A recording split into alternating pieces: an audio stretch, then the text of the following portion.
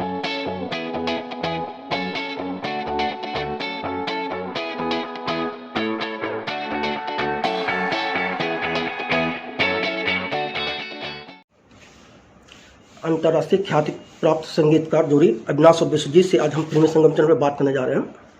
अविनाश जी और विश्व जी, आपका स्वागत है। अविनाश जी, आपने इंजीनियरिंग की, उसके बाद संगीत के क्षेत्र में आने की बात सोची, ये कैसे हुआ? इंजीनियरिंग से संगीत क्यों?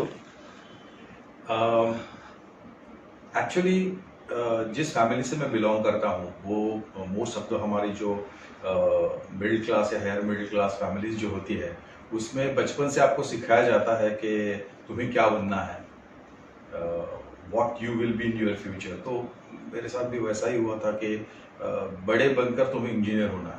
तो I followed my father's dream and my mother's dream that I want to become an engineer and fortunately I was very good in academics. So कभी ये मतलब वो शैकल बीच में आया नहीं। तो I got admission in a reputed engineering college in Pune and I started studying engineering. But in the process of getting into the engineering degree, कहीं पर उस टाइम पर जो इंटर कॉलेज कॉम्पिटिशन्स हुआ करती थी वहाँ पर मैंने पार्टिसिपेट किया उन कॉम्पिटिशन्स में एंड आई फाउंड दैट कि मुझ में एक पोटेंशियल है। मुझे सब अवार्ड्स मिलने लगे, बहुत अप्रिसिएशन मिलने लगा। तो वो कहते हैं ना कि blessed are those who know what they are blessed with.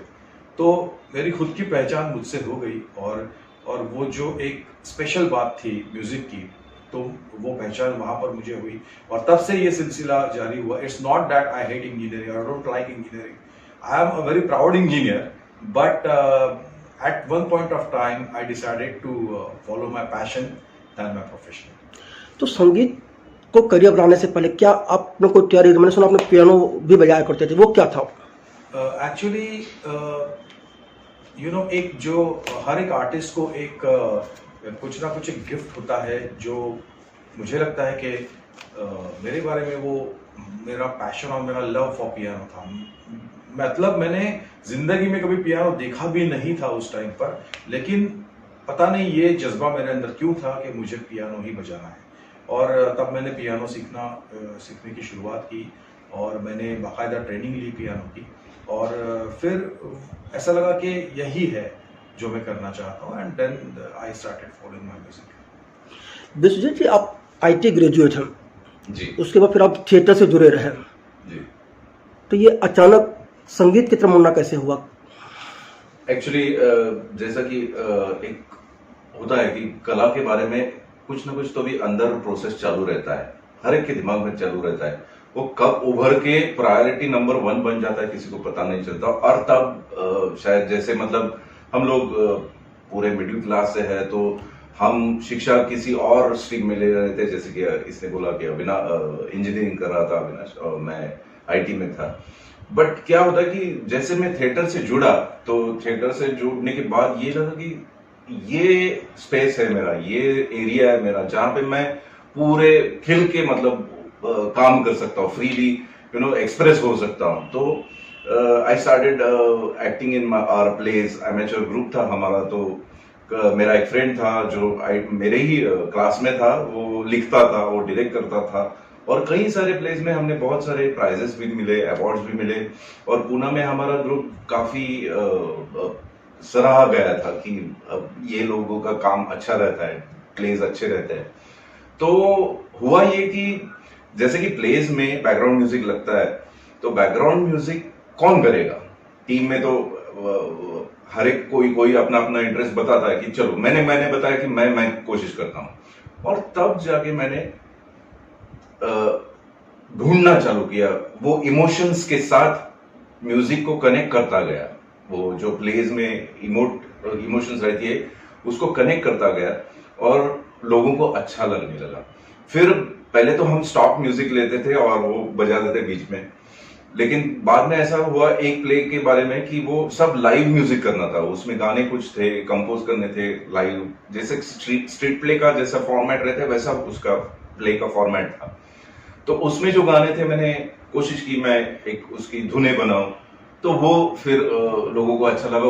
उसको बहुत सारे अवार्ड्स भी मिले और फिर वो ज्यादा हावी होते गया मेरे पे कि नहीं ये इसमें और भी दिल बहता गया उसमें with the flow of that music. तो ये बढ़ता गया और प्रोफेशनल प्लेस को मैं बैकग्राउंड म्यूजिक कंपोज करने लगा। वहां से वो सब जिंगल्स और फिर एल्बम्स में इंटर हो गया। चलिए, आप दोनों की मुलाकात कैसे हुई कि आप लोगों ने एक जोड़ी बना ली? एक्चुअली ये एक बड़ा मजेदार वाकया हुआ हमारे साथ कि we both were working as individuals in Pune. It so happened कि एक प्रोजेक्ट था जिसमें विश्वजीत भी काम कर रहा था, मैं भी काम कर रहा था, लेकिन we were not, it was not known कि वो काम कर रहा है, मैं काम कर रहा हूँ। And while listening to the album as an album together, हम दोनों को ऐसा लगा कि अरे ये गाना मैंने नहीं किया, लेकिन it's sounding like I have done it, you know, I have composed this music. And same goes with him, he found that it is, the thoughts are so similar, the musical thoughts were so similar, and we happened to meet कि अरे you have done a great job. And same goes with him, he said अरे it's like wonderful, we are getting, so from that particular point it was like destiny got us together for that particular album. And then it went on, फिर काम से काम आगे बढ़ते गया, and we were complementing each other. And I think we should tell more about the chemistry which is beyond music. Actually कैसा है कि दो आर्टिस्ट जब एक साथ जुड़ जाते हैं तो दो चीजें होती है कि एक तो कला के बारे में जो एंगल होता है, व्यूज रहते हैं, ओपिनियंस रहते हैं, वो मैच होना जरूरी है, वो वाइब मैच होना जरूरी रहता है। तो वो तो हो गया था खैर। और हमारा कुछ एक दो हमने काम प्रोजेक्ट्स भी किए थे, लेकिन सबसे बड़ी अच्छी बात ये होती है, उससे भी ज्यादा इम्पोर्टेंट मुझे लगती है कि अभी हम 20 साल से ज्यादा काम कर रहे हैं इकट्ठा साथ में। तो द पर्सन, उसका नेचर, वो जुड़ जाना, वो वाइब्स जुड़ जाना बहुत इंपॉर्टेंट है मेरे ख्याल से। तो वो मेरा और अविनाश का बहुत अच्छा मैच हो जाता है। We think alike, we even if we have difference of opinions, हमारे कुछ मतभेद भी है, तो उसके ऊपर कोई मतलब ईगो वाला मामला नहीं रहता है। We respect our differences. Opinions का रिस्पेक्ट, हाँ, सम्मान करते कला में तो डिफरेंस होना जरूरी है। और बहुत बार एक कंपोजिशन के ऊपर हमारे डिफरेंट थॉट्स होते ही है, तो जब ऐसे थॉट्स होते हैं तो वी फाइट फॉर इट कि मेरा थॉट क्यों सही है, but in the end we always think of getting a better song, a better piece of art from us. So I think that's the best thing that. और अगर कहीं हम agree नहीं हुए, मतलब एक जैसे बताया कि डिफरेंस ऑफ ओपिनियन है और एग्री नहीं हुए, तो हम सामने, जैसे आप बैठे, आपके सामने वो चीज जो भी बनाई है वो लाके रखेंगे। आपका क्या कहना है, आपका ओपिनियन क्या है, क्या कहना है, आप बोल रहे हैं कि ये सही है, तो both of us go with the fullest of heart, and वो हमारा जी जान लगा के हम उसके ऊपर काम करते हैं। संगीत में अब तक ये हुआ करता था, एक संगीत निर्देशक हुआ करता था। अब कई चीजें हो गई हैं कि म्यूजिक डायरेक्टर भी हो गया है, अरेंजर भी हो गया, प्रोग्रामर भी हो गया, साउंड, ये सब क्या है? ये अब जरा मुझे थोड़ा विस्तार से बता देंगे?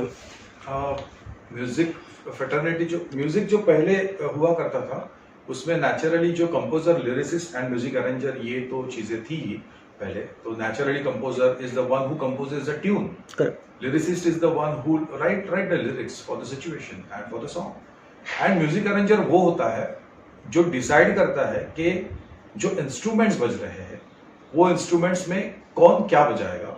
और अनफॉर्चुनेटली म्यूजिक अरेंजर जो पोस्ट है, it is a very knowledgeable post कि वहां पर आपको सब इंस्ट्रूमेंट्स के बारे में, उनके रेंज के बारे में, उनके वो कैसे बजते हैं, technicality about the instruments, very rightly said, तो वो पता होने बड़ा जरूरी होता है बीइंग एन अरेंजर। तो हमारे उस मतलब 60s से लेकर जो बहुत बड़े अरेंजर थे, सेबेस्टियन जी, अमर हल्दीपुर जी, अनिल अरुण, ये सब बहुत कमाल के अरेंजर्स थे। उनके वजह से जो फुलरनेस आपको, जो म्यूजिक पीसेस आपको, जब आप प्यार हुआ इकरार हुआ है ये गाना कहते हैं, तो उसमें जो म्यूजिक तारा पम पम पम पम दारा, वो भी आप गाते हैं, तो that is the role of an arranger. So basically उस टाइम पे composer, lyricist and arrangers and of course the musicians was a team, और एक all together गाना बनता था। After I say the digitalization has come, उसके बाद जो हुआ कि अभी आपको इकट्ठा आने की जरूरत ही नहीं है। I think that's unfortunate part के you don't have to meet, you know, and everybody is busy, so busy in today's world। तो ऐसा हो जाता है कि lyricist लिरिक्स लिखता है, comes to composer, and there is another fraternity now, another post which is called as programmer, because now जो music बनता है वो कंप्यूटर पे बनता है, तो प्रोग्रामर्स जो होते हैं, I think Vishwajeet will explain. या मतलब जो अभी कंप्यूटर्स में जो एप्लीकेशंस है, प्रोग्राम्स है, डॉ जिसको हम कहते हैं, डिजिटल ऑडियो वर्क स्टेशन, तो ये कई सारे सॉफ्टवेयर्स है जिसके ऊपर मतलब वो म्यूजिक बनाने के लिए बने हुए हैं। तो उसमें म्यूजिक की पूरी टर्मिनोलॉजी जो है बार टू बार डिजाइन रहता है, तो उसके बारे में जानकारी होनी चाहिए, वो प्रोग्रामर को होती है। कई सारे म्यूजिक एप्स रहते हैं जो इकट्ठा मतलब इसमें अगर ड्रम का साउंड यूज करना है तो कहाँ से लेना है मुझे ड्रम का साउंड, कहीं से गिटार का लेना है, तो ये सब प्रोग्रामर देखता है। और अगर अरेंजर ने कुछ अपना थॉट उसमें डाला हुआ है, कई बार यही होता है आज के डेट में, अरेंजर प्रोग्रामर सेम रहता है, लेकिन कई बार ऐसा भी होता है कि अरेंजर अपना एक खुद का म्यूजिक लिख के वो भेजता है, फिर प्रोग्रामर उसके ऊपर काम करता है गाने के ऊपर। तो ये सारे अभी 3 डिवीजन में हो गया है कि कंपोजर, अरेंजर, प्रोग्रामर, और फिर साउंड इंजीनियर जो मिक्स करता है, जो गाना रिकॉर्ड करता है। तो ये प्रोसेस बहुत अभी मतलब वन मैन आर्मी का गेम हो गया है ये। मुझे ये होता है कि 70 और 80 के दशक के तो लाइव म्यूजिक रिकॉर्ड हुआ करता था, और जब से कीबोर्ड वाला सिस्टम हुआ है, कंप्यूटर में सारी चीज़ें होने लगी हैं, तब से आप लोगों के लिए काम करना आसान हुआ है या नहीं हुआ है, और क्या इससे संगीत पर कोई असर पड़ता है? जी बिल्कुल। एक मेरे ख्याल से 2 बातें हैं इसमें, कि जो ह्यूमन टच रहता है, जैसे हम आमने सामने बात कर रहे हैं और फोन पे बात करना, ये जो बात अलग होती है। एक एनर्जी, मेरी एनर्जी आपके तरफ जा रही है, आपकी एनर्जी मुझे मिल रही है, तो ये जो गिव एंड टेक रहता है वो पुराने जमाने की म्यूजिक में बहुत सारा हुआ करता था, और वो रिफ्लेक्ट करता था पूरे गाने में। तो पूरे गाने में एक अच्छे से सोल आ जाता था, जो एवरी टाइम अगर कुछ गलती हो गई तो पूरा गाना वापस रिकॉर्ड करना पड़ता था। तो सोचिए कि कोई भी आदमी गलती नहीं कर सकता, तो इतने जो भी 50-60 म्यूजिशियन बैठे हैं, सिंगर्स बैठे हैं, जो भी अपना काम, वो इतने हाई अलर्ट पे रहते थे कि मुझसे कुछ गलती नहीं होनी चाहिए, नहीं तो पूरा गाना वापस करना पड़ेगा। तो इस वजह से होता ये था कि ये जो एक टुगेदर हार्मनी जो रहती थी, एनर्जी जो रहती थी, वो गाने में रिफ्लेक्ट होती थी। आज के डेट में होता ये है कि ये मेरे साथ आ रहा है, कोई 2 बजे आ रहा है, कोई 4 दिन के बाद उसमें अपना इनपुट डाल रहा है। तो क्या ये गलत हो रहा है? तो नहीं, मैं ऐसा नहीं कहूंगा कि पूरी तरीके से गलत हो रहा है, ये वक्त की बात है। तो ये जैसे एक ट्रांसफॉर्मेशन हो जाता है, वैसे ही ये डिजिटाइजेशन की वजह से ट्रांसफॉर्मेशन हुआ है। तो आज के गाने में सोल नहीं रहता, क्या रहता है, लेकिन जो पुराने गाने में वो जो बात होती थी, खाली वही बात मिसिंग है आज। चलिए, मैं इस पे थोड़ा एलाबोरेट करना चाहूंगा इस चीज पे। एक बहुत विश्वजीत ने बहुत सही बात ये कही है कि सोल क्यों मिसिंग है, पर उसका एक और भी रीजन है। आई think when 2 instruments play together, जब 2 फ्रीक्वेंसीज आती है तो वो 3rd फ्रीक्वेंसी क्रिएट होती है, उसे कहते हैं हार्मोनिक्स। तो जो हार्मोनिक्स रिकॉर्ड हुआ करते थे, जब लाइक 2 वॉल्यूम बज रहे हैं, एक वियोला बज रहा है और एक चेलो बज रहा है, स्ट्रिंग सेक्शन जब बजता था तो एक हार्मोनिक्स भी जनरेट होते थे, फ्रीक्वेंसी जो और जनरेट होती थी, that frequency is totally missing. That is one aspect. And every time we are talking about the negative parts of digitalization, but I think आज अगर digitalization की वजह से फायदे भी बहुत हुए हैं कि we can have a lot of precision in our songs, and we can the sounds the songs जो है उनकी साउंडिंग बहुत अच्छी है, बहुत बेटर है, और फ्रीक्वेंसी बैंड भी बढ़ गया है। तो सब वूफर जब आते हैं तो एक जो बैकग्राउंड म्यूजिक में आपको जो रियलिस्टिक लगता है, जैसे कि एक साउंड इफेक्ट्स है या बैकग्राउंड स्कोर है या गाने, वो रियलिस्टिक लगने का एक महत्वपूर्ण कारण ये है कि वो सिमुलेट हो सकते हैं। So I think it's not black and white about analog and digital, but I think it's grey. और दूसरी बात ये भी है कि पूरी दुनिया आपके मतलब कंप्यूटर पे, डिस्क पे है, ऐसा ये आज का माहौल है कि मतलब पुराने जमाने में कि अगर मुझे कुछ मिडिल ईस्ट का कोई स्ट्रोक इंस्ट्रूमेंट है, समझो रबाब है, अगर वो शायद अवेलेबल नहीं है तो वो म्यूजिक डायरेक्टर या अरेंजर एक्सपेरिमेंट नहीं कर पाते थे उस इंस्ट्रूमेंट के साथ। लेकिन आज के डेट में वो इजीली अवेलेबल है, तो every musician can program and experiment with that instrument and sound due to digitalization. हाँ, digitization। लेकिन एक आरोप ये भी लगता है कि जब से डिजिटलाइजेशन आया है और म्यूजिक कंप्यूटर पर बनने लगा है, कीबोर्ड यूज होने लगा है, तब से बेसुरे लोगों को भी गायक बना दिया गया है। ये सही बात ये भी सही बात है, क्योंकि ये सही बात है।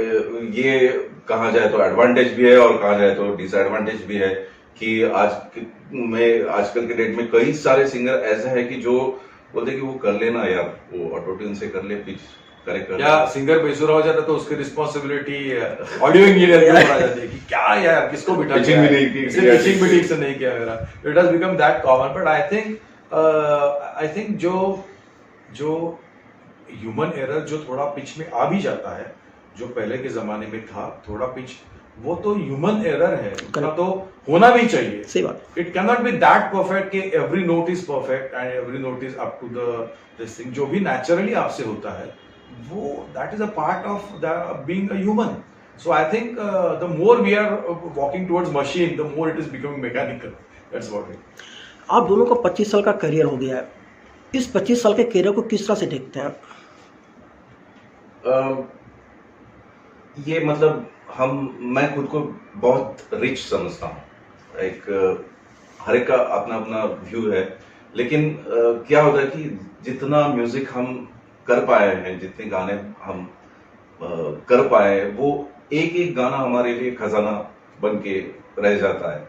तो और जब वो हिट हो जाता है, एक तो गाना पहले हम दोनों के सेटिस्फैक्शन के लिए बनता है और वो हमें तो दिल से सुकून उसको मिलता ही है, लेकिन वो गाना जब लोगों में जाता है, पिक्चर्स में रिलीज होता है और वो लोगों को भी अच्छा लगने लगता है, हिट हो जाता है, उनके साथ जुड़ा रहता है सालों तक, तो मतलब चार चांद लग जाता है उसके ऊपर। तो ये खजाना हमारे लिए बहुत इम्पोर्टेंट मायने रखता है कि किसी भी मटेरियलिस्टिक चीजों से ज्यादा ये इम्पोर्टेंट है हमारे लिए। तो I feel rich. I think Vishwajit said very correctly about it. We both feel that we are really lucky to work in a profession which is our passion. और बहुत कम लोग ऐसे होते हैं कि उनको ये करने का मौका मिलता है, then they get into a job which is very boring, then they keep on waiting for Saturdays and Sunday to enjoy. But for us every night is like charged up that कब मैं उठूंगा और कब मैं अपने काम को जाऊंगा। ये पॉजिटिविटी इस काम से हमें मिली है, तो I think we are blessed to be in this career. 25 साल के करियर में टर्निंग पॉइंट्स क्या रहे? I think when we started as arrangers, to be very honest. We both started as music arrangers, और हम लोग पहले छोटे छोटे जिंगल्स बनाते थे, और the real turning point was a film called Mumbai Pune Mumbai in our career in 2010. तब तक हम लोगों को पता थे, ऐसा नहीं कि हम लोग पता नहीं थे, but that film was a super hit in Marathi. मुझे याद है कि अविनाश बोलता था कि यार अपने को हम बैकग्राउंड पे फोकस करते हैं, कौन अपने को गाने देने वाला है कंपोज करने के लिए। मैं बोल रहा था नहीं ऐसा नहीं हो सकता, कोई ना कोई मतलब अपना काम सुनेगा तो जरूर देगा। और ये हम करके रखते थे, धुने करके रखते थे। हमने, अविनाश ने भी किया था, मैंने भी किया था, कुछ बना के रखते थे धुने। तो उसके बाद ये हुआ कि ये मुंबई पुणे मुंबई में जो एक अविनाश ने कंपोज की हुई ट्यून थी, वो उसने डायरेक्टर को सुनाई, तो वो बोला कि माइंड ब्लोइंग है, इसका गाना बन सकता है अच्छा। तो वी स्टार्टेड ऑन दैट। तो उसके बाद वो चालू हो गया, एक कॉन्फिडेंस डायरेक्टर्स को आने लगा कि ये music composer as a song composer भी हो सकते हैं, और वो सिलसिला बढ़ती गई। I think that was a turning point when we got the first film as a super hit, and what songs जो हम लोगों ने कंपोज किए, प्रोडक्शन उसका ऐसा था कि आज की तारीख में भी वो सॉन्ग्स एवरी लाइव शो में होते हैं। तो आई थिंक एक पाथ ब्रेकिंग वो अटेम्प्ट था हमारा, जो बहुत अच्छा सक्सेसफुल हुआ, and that gave us lot of confidence and energy, and I think that was a turning point for our career. Marathi, Konkani और कंकड़ इन तीनों तक ही सीमित क्यों रहे? मतलब हुआ ये था कि मराठी में जैसे हमारा काम लोगों को अच्छा लगने लगा तो कई सारे प्रोजेक्ट्स हमारे पास मराठी में ही आते थे। लेकिन 2012-13 के आसपास जैसे हमारा एक मनोमूर्ति साहब करके है, म्यूजिक डायरेक्टर है, कन्नड़ा के बहुत बड़े नामचीन कंपोजर है, तो उनके साथ हम जुड़ गए थे एक फिल्म के सिलसिले में बैकग्राउंड और अरेंजर के तौर पे। तो हुआ ये था कि वहां का हमारा काम चालू हो गया, लेकिन फिर बाद में एक के बाद दूसरा, दूसरे के बाद तीसरा, तो 1-1.5 साल ऐसा हुआ था कि हम 3-4 कन्नड़ फिल्में की और मराठी में हमारा काम थोड़ा साइड ट्रैक हो गया।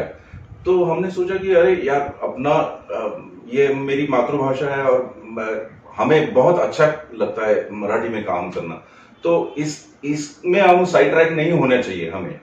तो फिर वापस हमने फोकस मराठी पे किया था और काम इतना बढ़ता गया फिर वापस मराठी में कि लगभग मतलब पिछले 10 साल में हमने ऑलमोस्ट 70-75 फिल्में की थी। 2009 मुंबई पुणे मुंबई थी, फिर अभी 2020-21 तक ऑलमोस्ट वी क्रॉस्ड 70-75 फिल्म्स। तो आप सोच सकते कि साल में कितनी होती है, तो ऑलमोस्ट 5-6 फिल्में तो हर साल में होती थी एवरेज, ऑन एन एवरेज। तो हमें बाकी इंडस्ट्री में फोकस करने के लिए या कोई अपना काम दिखाने के लिए, लोगों को मिलने के लिए या कोई ऐसा मौका ही नहीं मिला। 30 मार्च से नेटफ्लिक्स पर एक सीरीज आ रही है मर्डर मिस्ट्री 2, जिसे एडम सैंडलर और जेनिफर एनिस्टन ने एक्ट किया है। इस सीरीज में आपका एक गाना है, ये कैसे पॉसिबल हुआ, कैसे ऑफर मिला, आपने क्या क्या किया इस पर? वैसे तो लॉकडाउन का जो पीरियड था, हर कोई जानता कि कितना डिफिकल्ट था, हमारे लिए भी बहुत डिफिकल्ट था। मतलब आर्ट इंडस्ट्री, जो मीडिया इंडस्ट्री है, वो काफी मतलब बहुत सारे डिप्रेशन में गए थे लोग, और हम लोग भी ऐसे ही बैठे थे घर में। एक दिन अविनाश के रिलेटिव है, उनका फोन आया था कि भाई मामा, क्या तू मेरे लिए काम कर सकता है, हम यहाँ पे एक कुछ इवेंट या फिल्म कर रहे हैं, उसमें हमें एक इंस्ट्रूमेंटल रिदम का ट्रैक चाहिए, can you give it to us. तो ये बोला कि लेट्स ट्राई, चलो हम कर लेते। फिर हमने जूम पे जैसे अभी काम करता है जमाना, वो हो गया था, वो हमने वो ट्रैक किया, कंपोज किया और उनको भेज दिया था। तो वो उनको अच्छा लगा था। वो पेरिस में काफी मतलब चर्चा होने लगी उसके बारे में।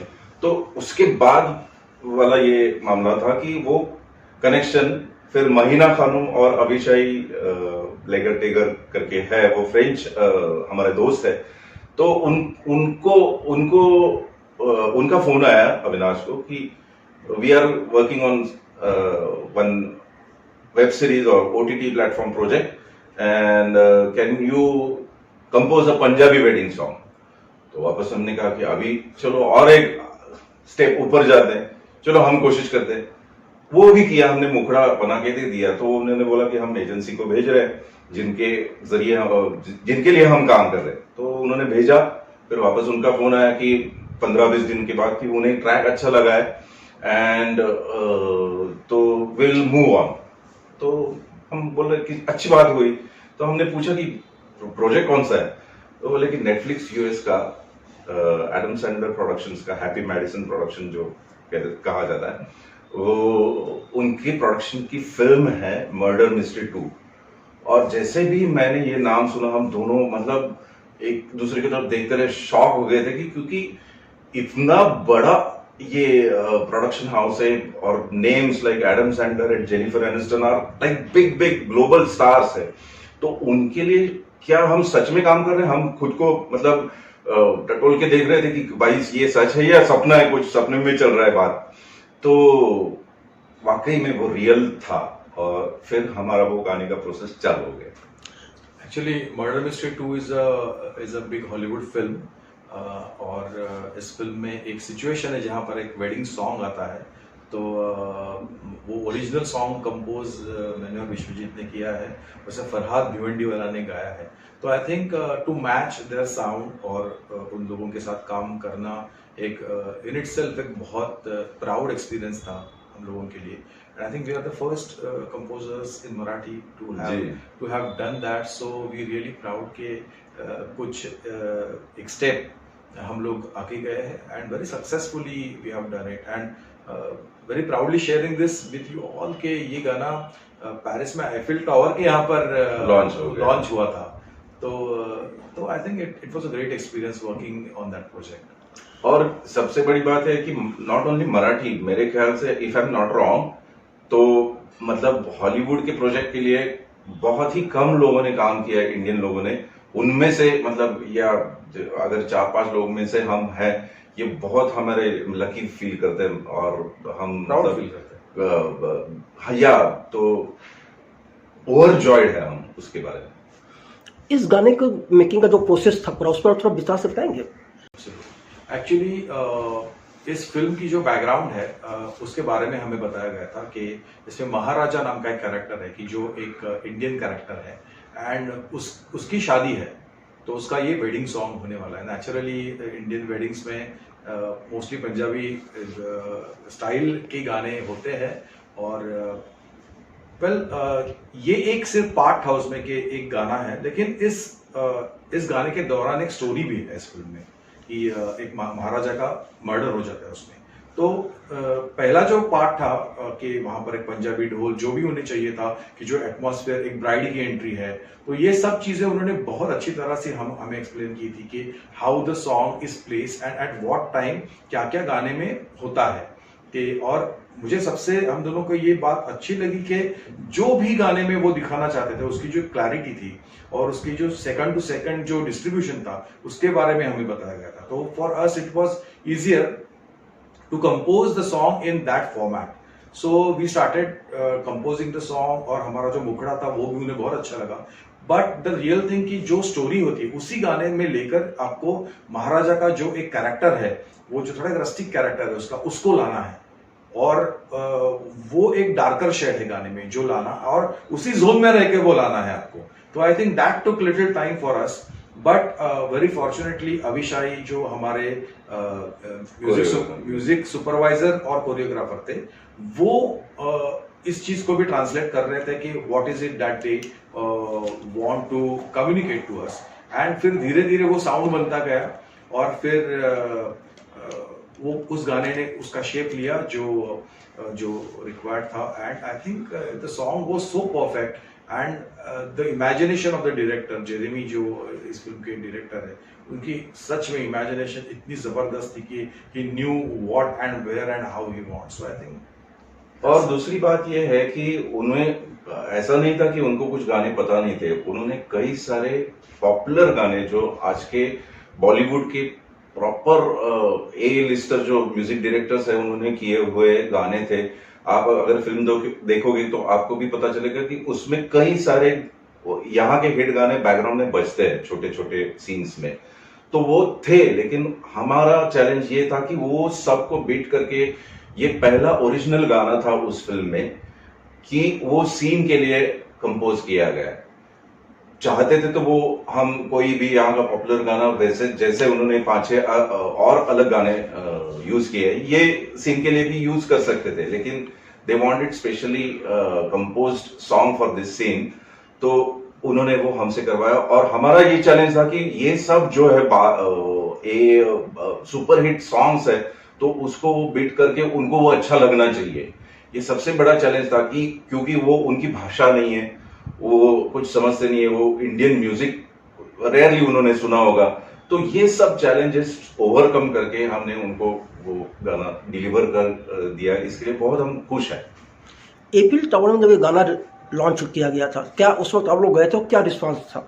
एक्चुअली हम लोग बहुत जाना चाहते थे उस टाइम पर वो चीज बहुत मतलब शॉर्ट नोटिस पे डिसाइड हुई, तो we couldn't get the visa to be there. But जो वीडियोस हम लोगों ने देखे, अमेजिंग रिस्पांस था ऑडियंस का, और ये बात बहुत अच्छी लगी कि एक इंडियन सॉन्ग पर पूरा पेरिस नाच रहा है वहां पर, और लोग उसे बहुत एंजॉय कर रहे हैं। जब वो पंजाबी ढोल बजता है तो I think our music has got such rhythm, such melody into it in itself.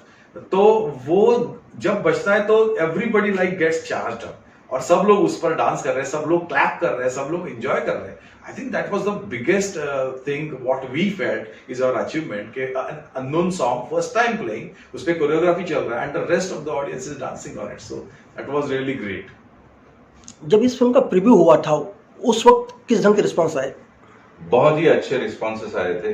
मतलब जहाँ अविनाश के हमारे जो वहाँ के दोस्त हैं, अभिशाई, माहिना, चांदनी, उनके सब के बार बार फोन आ रहे थे कि क्या हल्ला मच गया, इधर हल्ला गुल्ला हो गया है, आईफिल टावर में बज रहा है गाना, पूरे पेरिस में इंडियन इंडियन गानों की, वो बॉलीवुड सीन जो फिल्म में आता है उसकी बहुत सारी चर्चा है और पीपल आर गोइंग क्रेजी। कई सारे ऐसे मैसेजेस, फोन्स, वहां के जो इंडियन ओरिजिन के जो डांसर्स है जो इस गाने में परफॉर्म कर रहे हैं, उनके भी कई सारे बहुत सारे अप्रिसिएशन के मैसेजेस आए थे। तो overall it was a great fun. आप जो है अपने जो दोस्त हैं अभिसाई, उनके लिए भी फ्रेंच में लघु फिल्म की है, शॉर्ट फिल्म की है, क्लिक की है मुझे।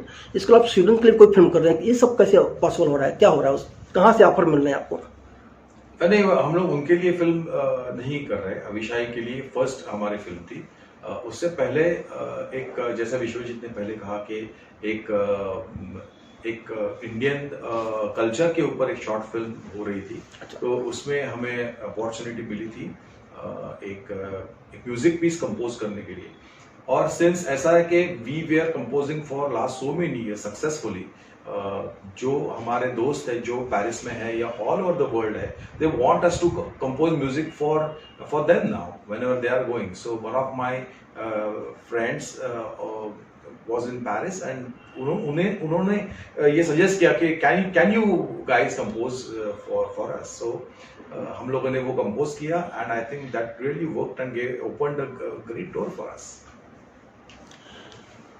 आपको लगता है कि ग्लोबलाइजेशन का ये असर है कि बॉलीवुड या भारतीय संगीत को वहाँ पसंद किया जा रहा है या कोई और वजह है?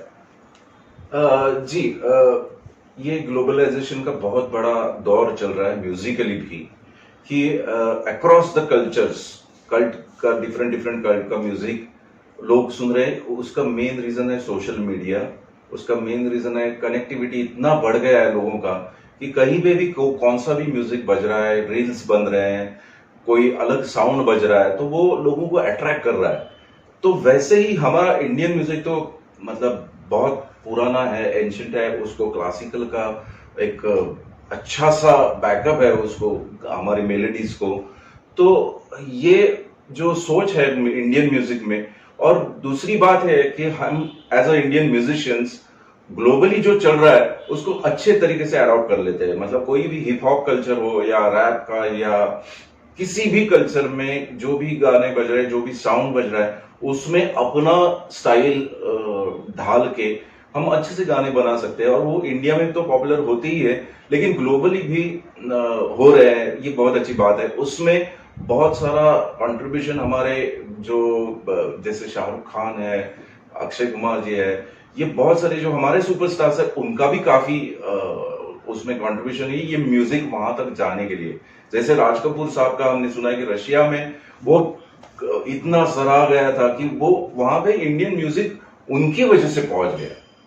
तो ये भी एक कंट्रीब्यूशन होता है, और वो इंडियन म्यूजिक का अपने आप में एक खूबसूरत पहलू है जो लोगों को भाता है। तमाम बॉलीवुड के कलाकार, म्यूजिक डायरेक्टर वगैरह विदेशों में जाके शोज करते हैं, म्यूजिकल कंसर्ट करते हैं, आप लोगों ने कभी किया इसका कुछ? जी, मतलब हमारा अविनाश विश्वजीत ऐसा कॉन्सर्ट तो नहीं हुआ है, लेकिन मैं स्टेज से जुड़ा हुआ हूँ एंड मैंने बहुत सारे कलाकारों के साथ म्यूजिक अरेंजमेंट या मैं उनके साथ रहा, जुड़ा हुआ हूँ।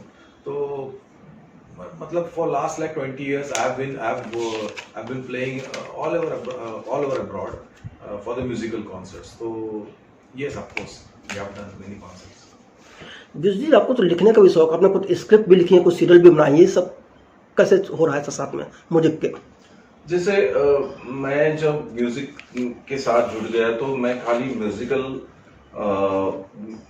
म्यूजिकल लैंग्वेज नहीं सीख रहा था, लेकिन उसके साथ में जो ड्रामा रहता है, हर एक चीज में ड्रामा रहता है, किसी भी चीज में, तो वो ड्रामा का इंटरप्रिटेशन म्यूजिकली करने के लिए मैं म्यूजिक कंपोज करने लगा। तो ड्रामा मतलब क्या होता है कि इमोशन होती है, इमोशंस है, थॉट्स है, उनको एक अलग तरीके से आप प्रेजेंट करो, कैरेक्टराइजेशन बिल्ड करो, तो अलग स्टोरी बन जाती है और every story has its own value. तो स्टोरी सबसे ज्यादा इंपॉर्टेंट है हमारे लिए लाइफ में। और हम जब पिक्चरें देखते हैं, हम या शॉर्ट फिल्म देखते हैं, कोई भी चीज देखते हैं, सीरियल्स देखते हैं, तो मेन इज व्हाट स्टोरी, और उसमें जो कैरेक्टर्स होते हैं वो। तो ये मुझे पहले से ही बहुत इंटरेस्ट था ड्रामा, थिएट्रिक्स में, तो उसके वजह से शायद मैं लिखना चालू किया और लिखते गया गाना। और जैसे भी अभी म्यूजिकल कोई फ्रेज हमने डिजाइन की है, तो उसमें क्या थॉट है, वो धुन क्या बोल रही है, तो वो लफ्जों में कन्वर्ट जब होता है तो उसको गीत बोल दे। तो गीत का वही काम करता है, फनकार वही काम करता है। तो हमने वो काम करना चालू किया, मैंने मतलब लिखना चालू किया। और मैं ऐसे पहले लिखता था कि जस्ट टू कम्युनिकेट कि डायरेक्टर को क्या, मतलब गाने में क्या हम बोलना चाहते हैं, उसके लिए लिखता था। तो कई बार ऐसे होता था कि मैं सोचता था कि इससे अच्छा बेटर हो सकता है, लेकिन फिर बाद में एक 10-15 दिन में उसके ऊपर पूरा थॉट प्रोसेस होने के बाद लोग कहते थे कि नहीं नहीं, वही अच्छा लग रहा है, वही लिरिक्स अच्छा लग रहा है, तो बनते गई बात। भारतीय संगीत को विदेशों में जो पॉपुलरिटी मिल रही है, क्या यही वजह कि अभी आचार्य को भी ग्रैमी अवार्ड को नॉमिनेट किया गया? I think surely Indian music का जो स्ट्रेंथ है और कल्चर है वो लोग समझने लगे हैं। और ड्यू टू ग्लोबलाइजेशन, जैसे आपने सही कहा कि ग्लोबलाइजेशन की वजह से जो हमारे राग रागनियां है या इंडियन कल्चर जो है वो सब लोगों को बहुत भा रहा है। आई think that is one of the great reasons के इंडियन आर्टिस्ट को अभी इंटरनेशनल प्लेटफॉर्म्स पे बहुत सारा सपोर्ट मिल रहा है। Indian music is quite meditative. तो जग भर में, पूरी दुनिया में योगा का बहुत सारा महत्व वेस्टर्न कंट्रीज में, यूरोप में या कहीं पे भी जाओ आप, बहुत वो उसके पीछे भाग रहे लोग, क्योंकि वो उनको मेडिटेट करके वो शांति के लिए पीछे दौड़ रहे हैं। तो उसमें क्या यूज होता है, तो मेडिटेशन के टाइम में इंडियन म्यूजिक ही रहता है, ज्यादातर क्लासिकल म्यूजिक का बेस रहता है। तो धीरे धीरे वो उनके सिस्टम में फैल रहा है और उसकी वजह से मुझे लगता है कि ये इंडियन म्यूजिक का हार्डकोर जो क्लासिकल बेस है वो अप्रिशिएट हो रहा है। संगीत की बात की जाए तो भारतीय संगीत में या बॉलीवुड का स्तर गिर रहा है, जबकि मराठी और पंजाबी फिल्मों का जो संगीत है वो अभी भी ऊपर जा रहा है। ये क्या वजह नजर आ रही है आपको? आई थिंक मराठी फिल्में जो है उनके बारे में हम लोग एक बात डेफिनेटली कह सकते हैं कि जो हीरो है मराठी इंडस्ट्री का वो स्टोरी है, उसका हार्ट है। तो ऐसा नहीं कि जो फिल्में हमारे यहाँ पर चलती है वो चलती है उसके कंटेंट के ऊपर एंड उसके म्यूजिक के ऊपर। तो वो जो अहमियत दी गई हुई है स्टोरी को और म्यूजिक को, शायद वो मिसिंग है कहीं पर। और मेरे ख्याल से ये बात भी है कि अगर मिट्टी से जुड़ा होता है कोई गाना, तो वो 100% अपील उसको मिलता है, लोग उसको अप्रिशिएट करने लगते हैं। अगर आप एक्सपेरिमेंट कर रहे हैं, किसी चीज का मिक्स कर रहे हैं और उसमें शायद टेम्पररी सक्सेस भी होता है, लेकिन ज्यादातर टिकने वाला सॉन्ग जो मिट्टी के साथ जुड़ा हुआ होता है वही रहता है। तो ये माना जाए कि फ्यूजन ज्यादा दिन नहीं चलता। अब थोड़ा मतलब एक शेल्फ लाइफ उसका कम रहता है। अच्छा, ये क्या होता है जब आप किसी भी गाने के लिए धुन बनाती है, किसी फिल्म का है गाना ये है, तो क्या पूरी फिल्म की स्क्रिप्ट आप लोग मांगते हैं या सिर्फ गाने की सिचुएशन मांगते हैं? नहीं, स्क्रिप्ट तो जरूरी होती है क्योंकि उसमें कैरेक्टर डिफाइन होते हैं और वो जो कैरेक्टर्स होते हैं उसी के हिसाब से गाने बनते हैं। तो फिल्म की स्क्रिप्ट जो होती है उसकी पूरी एक नरेशन होती है। वो तो स्क्रिप्ट तो मिलता ही है, लेकिन उसकी नरेशन होती है जहां पर डायरेक्टर समझाता है कि एक्चुअली क्या होने वाला है, कैसा दिखने वाला है, हीरो हीरोइन कैसे बोलने वाले हैं। तो depending upon their characters we start thinking about the song. चलिए, इसके अलावा नया क्या कर रहे हैं आप लोग? अभी तो 2-3 मराठी फिल्मों के ऊपर भी काम चल रहा है और एक वेब सीरीज का भी काम चल रहा है, हिंदी है। और मतलब अभी हमारा जो खुद का शो है उसके बारे में भी प्लान कर रहे हैं, लाइव शो जून जुलाई के आसपास, वो मतलब थिएटर्स में हम प्लान कर रहे हैं। संगीत को लेकर और कुछ कहना चाहेंगे आप लोग? संगीत के लिए मतलब कितना भी कहूँ कम पड़ेगा, क्योंकि संगीत is for ever, music is for ever. तो हमारे लिए भी पूरे लाइफ के लिए वो फॉरएवर है और हम उसको एंजॉय कर रहे हैं। आप भी एंजॉय करो। आई थिंक जो हमारे हम लोगों ने जो संगीत सुना है, मदन मोहन साहब, पंचम दा, खड़े साहब, बाबूजी, इनकी म्यूजिक की जो धरोहर है वो हम आगे लेके जाएंगे और वो जो मेलोडी थी उसको बरकरार रखेंगे। आपने बहुत आशा भोसले वगैरह सारे तमाम लोगों के साथ काम किया है, किसके साथ काम करना आपको ज़्यादा अच्छा लगा और क्या खूबी नजर आई किसी में आपको? ऐसा मतलब किसके साथ ज्यादा अच्छा लगा ऐसा मैं कह नहीं सकता, क्योंकि हमने बहुत सारे लोगों के साथ, जैसे चाहे वो सेलिब्रिटी हो या नया कोई सिंगर हो, हर एक की अपनी अपनी खूबी रहती है हर एक की, और हम उसमें एक एक्सपेरिमेंट भी करना चाहते हैं हमारे खुद के काम के साथ भी, क्योंकि हम ये चाहते हैं कि हर टाइम हमारा गाना हमको ही फ्रेश लगे, अलग लगे। लास्ट जैसा गाना बना था उसके जैसा अभी नहीं बनाना है हमको गाना। तो उसके लिए क्या करते हैं, हम अलग अलग लोगों के साथ काम करते हैं और that's the way we should work, ऐसा हमें लगता है। I think same. अविनाश अभी जी, फिल्मी संगम चैनल पर बात करने के बहुत बहुत धन्यवाद। Thank you very much.